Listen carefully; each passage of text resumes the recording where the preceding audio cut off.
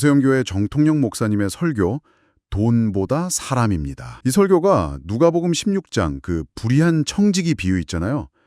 이게 사실 좀 해석이 어렵거든요. 근데 이걸 중심으로 우리가 뭘 더 가치 있게 여겨야 하나 뭐 이런 질문을 던지고 있어요. 네, 맞아요.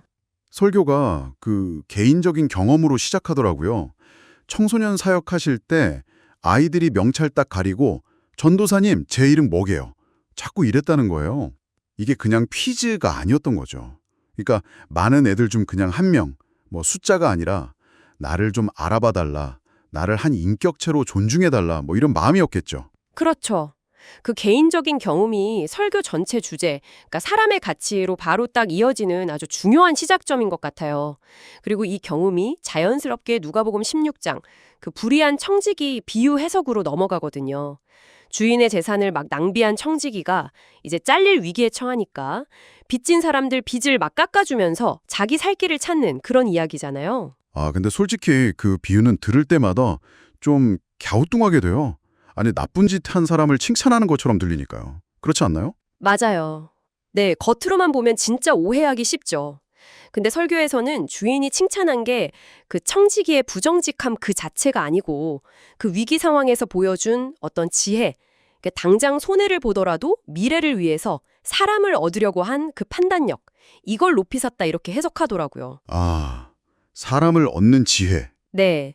근데 흥미로운 건 정작 당시 종교 지도자들이었던 바리새인들은 어땠냐는 거죠. 누가복음 16장 14절 보면 이 사람들이 돈을 좋아하는 자들이었다 이렇게 나오거든요.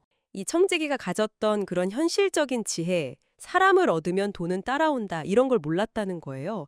그 대비가 참 인상적이죠. 그러니까 겉으로는 되게 경건해 보였는데 실제로는 사람보다 돈을 더 중요하게 생각했다. 뭐 이런 지적이네요. 맞습니다. 설교자분이 심지어 워렌 버핏 같은 세상 사람들도 사람에게 투자한다 이런 말을 하는데 오히려 하나님의 백성이라는 사람들이 그 가치를 모른다고 딱 꼬집으시더라고요. 네, 그렇죠. 그리고 이 청지기 행동이랑 바리새인들 태도를 더 깊게 이해하려면 바로 그 앞장, 누가복음 15장으로 가봐야 한다 이렇게 강조해요. 거기 보면 하나님이 잃어버린 하나를 얼마나 애타게 찾으시는지 보여주는 비유가 3개나 나오잖아요. 그 유명한 세 가지 비유요. 잃어버린 양, 드라크마, 그리고 탕자 이야기. 네, 바로 그거죠. 그게 바로 사람을 돈보다 훨씬 귀하게 여기시는 하나님의 마음이다. 이걸 보여준다는 거예요. 그렇군요. 양 한 마리 찾겠다고 99마리를 그냥 두고 막 찾아 나서고 네, 경제 논리로는 사실 말이 안 되죠. 그리고 동전 한 입. 그게 뭐 요즘 가치로 한 10만 원, 15만 원 정도 되는 하루 품삯이라던데 그거 찾고는 막 잔치를 열잖아요. 훨씬 더 큰 돈을 써서. 맞아요.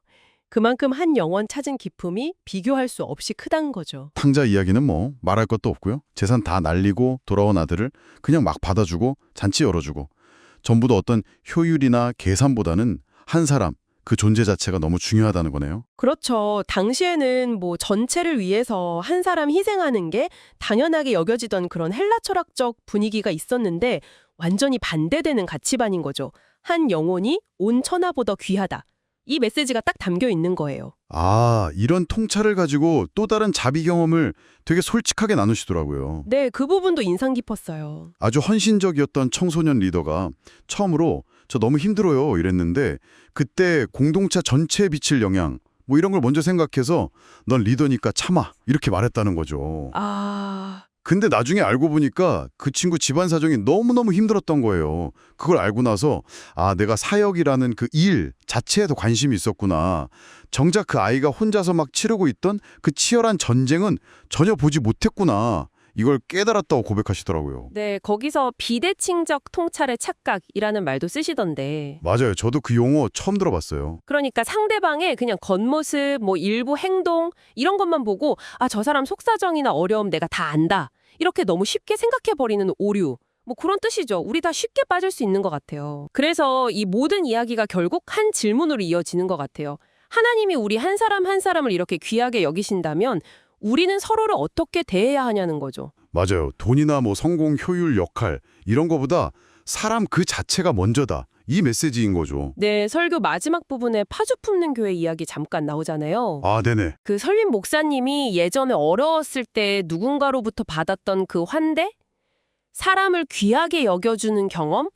그게 이제는 그 교회가 외국인 미혼모 같은 좀 소외된 분들을 다시 환대하는 걸로 이어지고 있다. 이런 간증을 통해서 돈보다 사람이라는 가치가 실제 삶에서 어떻게 선순환되는지 딱 보여주는 것 같아요. 아, 그러네요. 오늘 이 설교 내용 쭉 따라가 보니까 돈보다 사람. 이게 뭐랄까 익숙한 말 같지만 실천하기는 참 어려운 가치라는 걸 다시 한번 생각하게 돼요.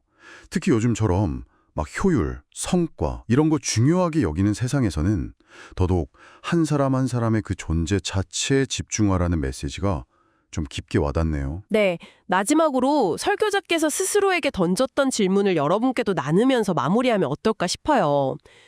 예수님이 나를 딱 한 문장으로 평가하신다면 나는 어떤 사람이라고 말씀하실까? 아, 무거운 질문인데요. 그렇죠.